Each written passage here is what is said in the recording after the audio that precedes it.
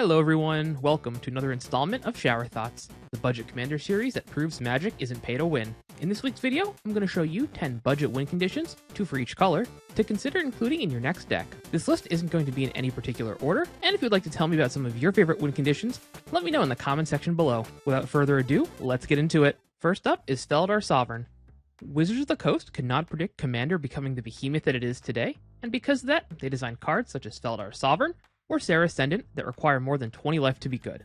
Thankfully, we start with much more than 20 life, making these cards that much better. The upkeep trigger might look hard to pull off, since you either need to stay at or above 40 life, and not have this thing die immediately. One trick I like using is Sneak Attack. Since it says at the start of the next end step, if you wait until the beginning of the current end step before your turn, you can cheat this cat into play, won't sacrifice it until the following end step, meaning players will only have a brief moment to deal with you or it before you win the game. Pretty neat, huh? Next up is Approach of the Second Sun. This card used to give me nightmares in Amonkhet Standard.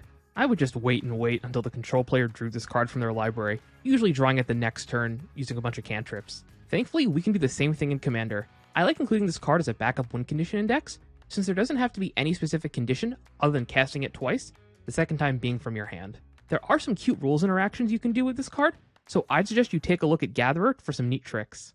Docent of Perfection is next on the list. Most people think of cards like Thassa's Oracle or Laboratory Maniac for blue win conditions. And while yes, those cards do in fact win you the game, they're not cheap and can lead to very boring gameplay patterns in my opinion, which is why I love Docent of Perfection so much. Even if you're not a dedicated Wizards tribal deck, you can generate enough tokens to smash in the air. Blue already plays more instants than most colors, so being able to build an army at instant speed before your next turn is an easy task to accomplish. Speaking of swinging in the air, Sharding Sphinx is next on this list. Blue is one of the premier artifact colors in Magic, so having a big flying artifact creature that creates even more artifact creatures is pretty powerful. And since the tokens that it makes has flying, you can snowball ahead turn after turn, making exponentially more tokens. And since Sharding Sphinx isn't legendary, you can easily make token copies of it to create 2 or 3 times the amount of Thopters. I think my favorite combo with it is Mystic Reflections. So instead of creating, let's say, 10 Thopters, you create 10 more Sharding Sphinx. Just talking about this makes me want to build a budget deck to cheat out this creature. Good old Gary. For those of you who don't know, Gary is the nickname for Grey Merchant of Asphodel. This card was a terror and limited both times we went back to Theros, and for good reason. The traits I tend to look for in a budget win condition, or win conditions in general, is how much do I need to build my deck around the card, and does it impact the board or the game state even if just played for value. Gary is both great without a dedicated deck around it, because you will have black pips, and a powerful value card just for the life gain. And most decks with black already have ways to animate or return creatures to your hand consistently, so looping Gary shouldn't be that difficult of a feat. And the amount of life gained from this card will either let you stabilize or slingshot ahead in games where you might have been out. Even if you don't win from a single cast, it could very well bring someone low enough for a final swing, or incidentally knock someone out. I highly recommend this card for almost all black decks. Speaking of recommendations, I recommend you hit that sub button, give this video a like if you liked it, and leave a comment with your favorite budget win condition to help feed the algorithm. And after this video is over, make sure to check out the accompanying article over at the Commander's Herald. I'll have a link to that in the video description below. Next up is Blood Artist. Now this answer might be a little cheaty since there are a lot of cards with very similar effects. However, I decided to stick with the most popular one. Aristocrats is an incredibly popular archetype in Commander, with some of the most powerful commanders to helm them. And this is one of the key cards to include no matter the budget. It's also incredibly efficient at only 2 mana, making it easy to slot into a combo finish seemingly out of nowhere. Not to mention it's a vampire, which means it can be included in vampire tribal decks for an easy win. Woody Roastmaster is one of the newer cards on this list, and for good reason. This is an impact tremors on a creature and costs much less dollar-wise.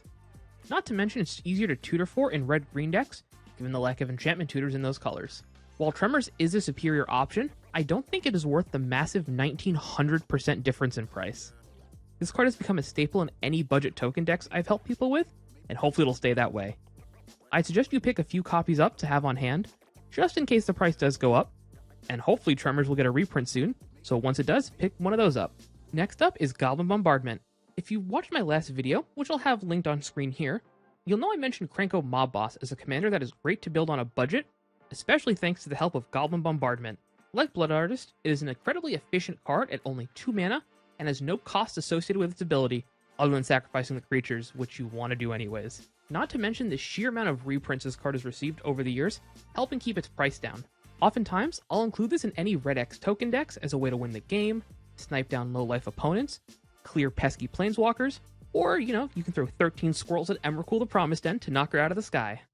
Next up is Endrace Forerunners. Now this card might be Craterhoof Behemoth at home, but don't let it fool you. Both of these beefy beat sticks cost 8 mana and have haste, and even though Forerunner only gives your team +2/+2, compared to the massive potential increase from Hoof, it does have the added benefit of giving everything Vigilance, which will let you safely attack while leaving you with blockers, assuming anyone's left standing. One of my favorite archetypes for this card, aside from tokens, is Blink. Using this effect multiple times in a turn can be devastating, and it gives you an actual win condition in Blink decks. And last but not least is Overwhelming Stampede. Now you might be thinking to yourself, I already mentioned a Craterhoof Behemoth replacement just before this, and you'd be right. However, this and Forerunners are for different types of decks. Forerunners is more for your token or go wide decks, while I'd use Stampede in go tall decks. Yes, I know it is easier to block one 15/15 creature versus 15 1/1s, but how about 3, 4, or 5 15/15 creatures?